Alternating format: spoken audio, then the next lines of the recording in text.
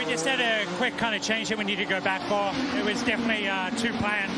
So just wanted to get a first run in, get the balance checks, get the ride heights, make sure they're all right from obviously from qualifying runs. And then we just had a quick turnaround here that we'll pop back for about 10 or 15 minutes and be back out again. You talk about that balance. That was the key thing the team was telling me earlier. How are you guys finding the balance in the midst of everything? You have big shifts typically when you go from the qualifying setup to the road course setup.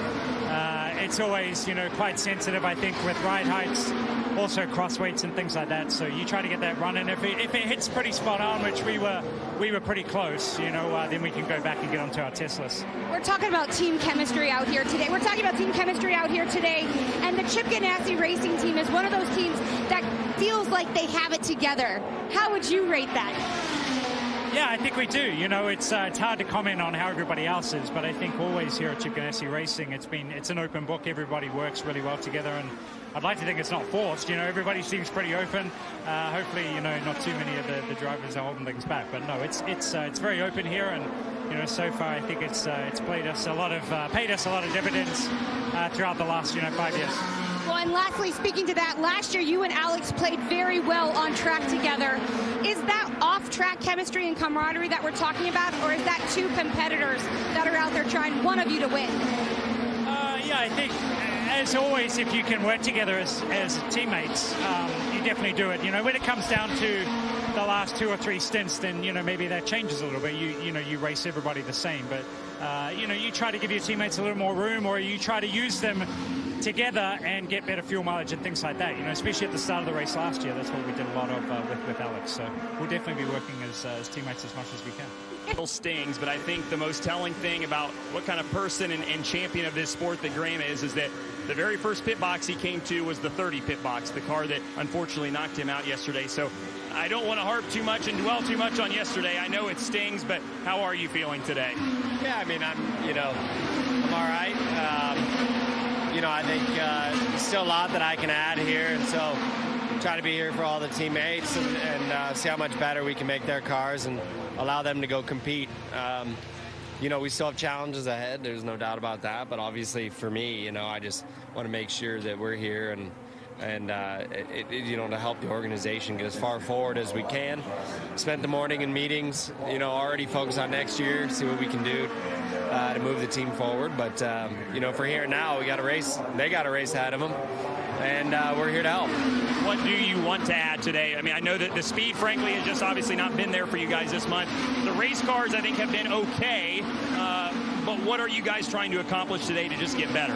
Well, as I said to you off air, I mean, the inherent speed challenges are going to be there. That's not going to go away, but hopefully we can get the balance of these cars better. I thought we made some good improvements actually on the 15 United Rentals car on Thursday. Not that we get to utilize those, but I think that there's a lot of that stuff that we can take and give to Jack and Christian and Kat and get them all in a better place. So we'll see. I thought we were fairly solid at the end of Thursday. And today's a good opportunity for them on a pretty hot track, similar to what they're going to get clearly in the race this weekend, to improve as much as they can. Talking about Catherine too quickly, she was the one that was locked in obviously on Saturday, hasn't been here in 10 years. How impressed have you been with her and her ability to kind of get up to speed? Yeah, I mean, she's done a great job. I think she's also fought off a lot of adversity. I think, the cars at times weren't ideal, and she was able to kind of hang on and get through that. But I think, qualifying's one thing. And for her, she kind of jumped back in, a duck to water when it came to that. I thought her pace was good. And her car pace, for sure, right away was the best of our team by far. I was happy to see her get locked in and safe. I certainly didn't want it to be 4 RLL cars yesterday, going through all we went through. But today's an important day for Kat to get comfortable back in traffic, to make sure that the Hendrickson car is set up the way that she wants it. She feels comfortable.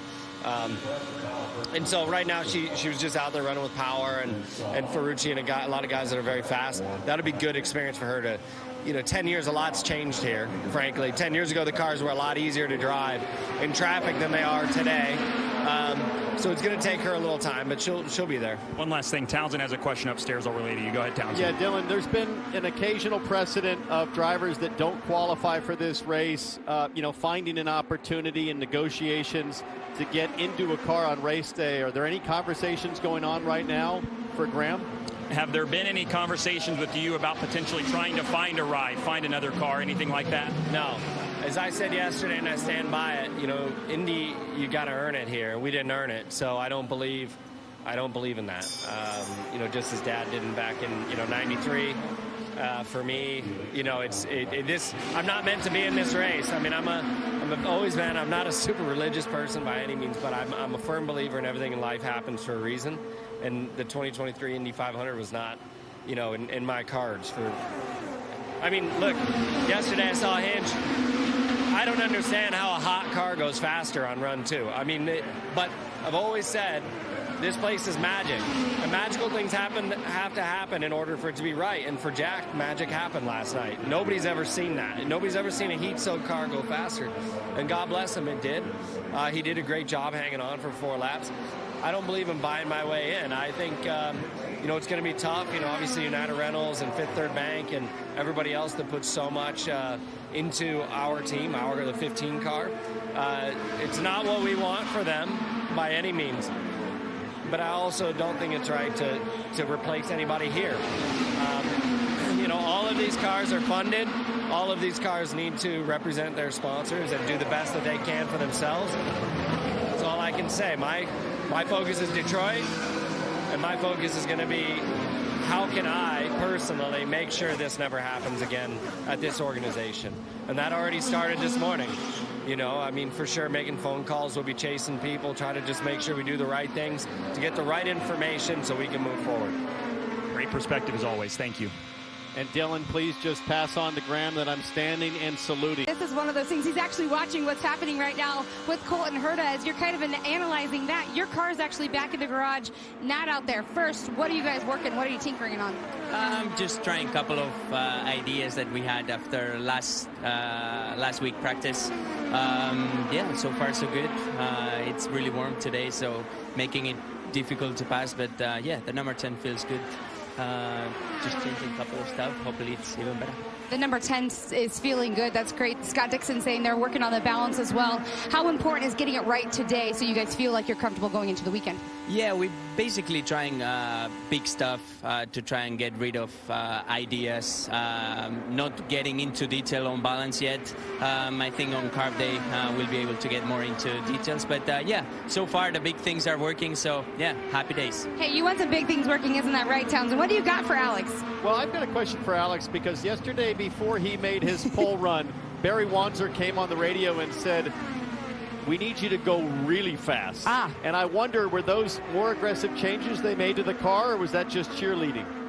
Okay, so Townsend Bell wants to know, when Barry Wanzer came on the radio right before you went out yesterday, you see the smile? He knows what we're talking about. He said you need to go really fast. What was the intent behind that? It was, I guess, that he was telling me that we had low down first, that we could go for it. We were going to go aggressive as we spoke on the meetings before. So I understood the message. We didn't really want to say our downforce level that we were going through. I was happy to hear that we were not playing conservative. We wanted to get the pole, and happy that everything worked out.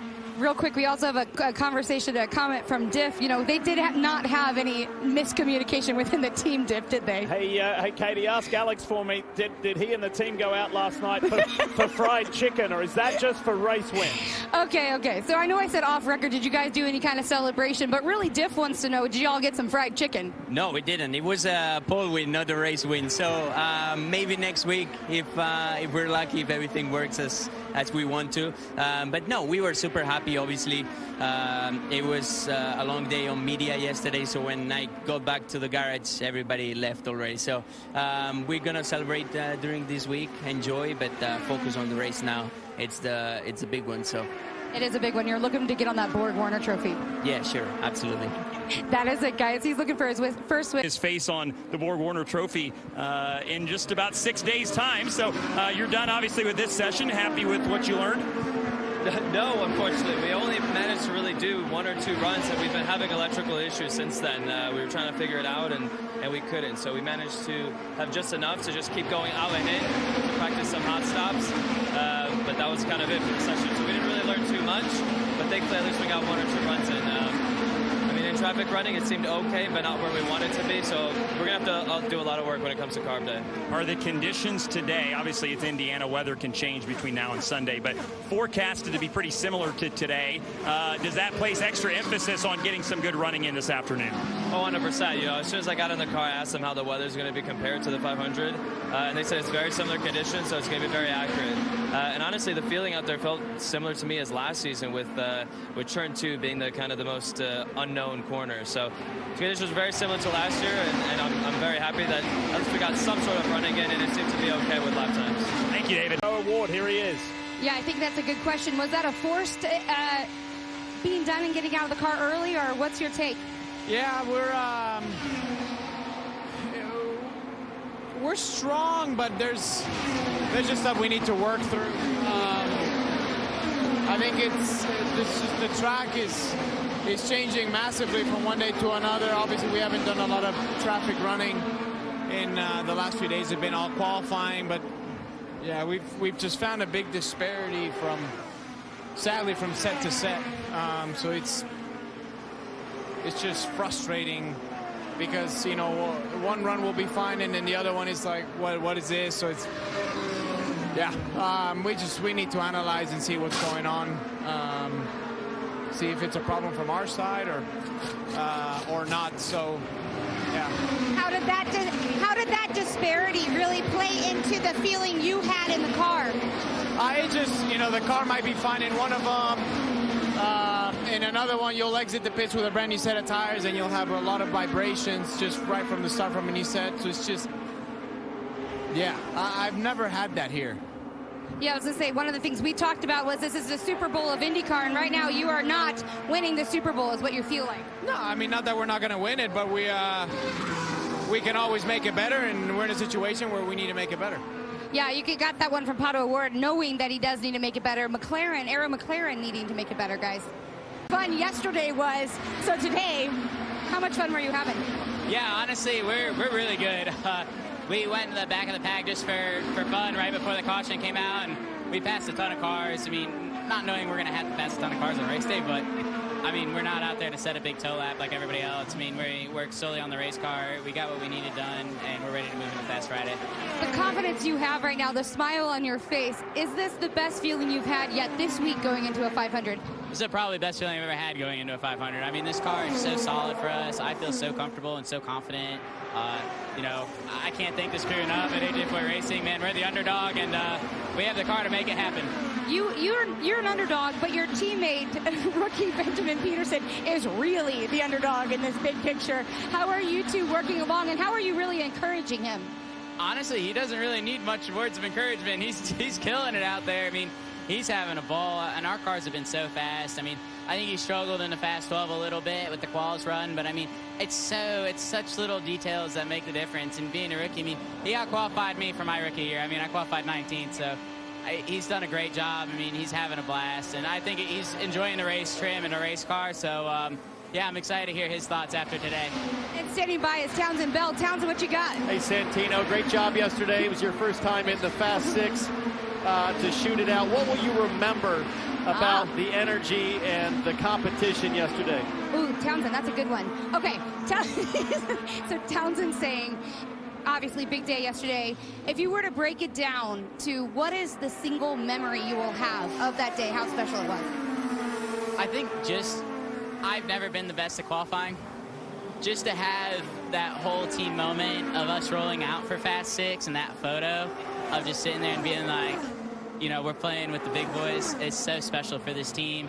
And then honestly, after the day was over, we all went to my bus and cooked out and grilled burgers and had beers. And I mean, just that, if you could recap that whole day, it was probably one of the most heartfelt days I've had in motorsports. You can't beat that, guys. You want those heartfelt days. Congratulations on where you were. Best of luck this week. And that's one.